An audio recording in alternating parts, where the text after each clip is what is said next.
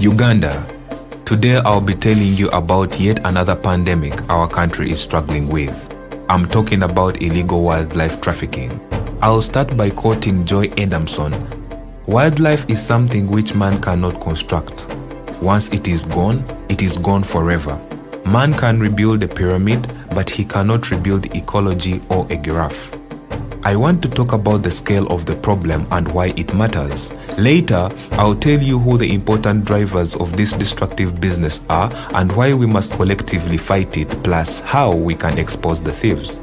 Over the last few years, illegal wildlife trafficking has been a global crisis, and now Uganda has been targeted by international crime syndicates that once funded terrorist groups like the Lord's Resistance Army.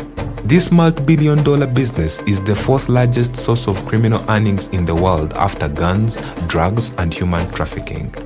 China is the top consumer of the illegal traded species. They use wildlife products to meet their appetite and use as traditional medicines. China wildlife traffickers are wiping out Uganda's most endangered animals and in the process affecting the ecosystems and tourism where Uganda makes billions of revenue. While no one knows for sure whether members of the Chinese government are involved in trafficking wild animals, it is no doubt that the Chinese government has not done enough to stop the illicit trade. A case in point. Over 100 elephants in Africa fall victim to the illegal ivory trade, and in Uganda, thousands and hundreds in kilograms of pangolin scales are trafficked almost every day to consumer countries, especially China. No wonder, international experts agree that the COVID-19 virus originated from the markets in China selling meat of rare wildlife.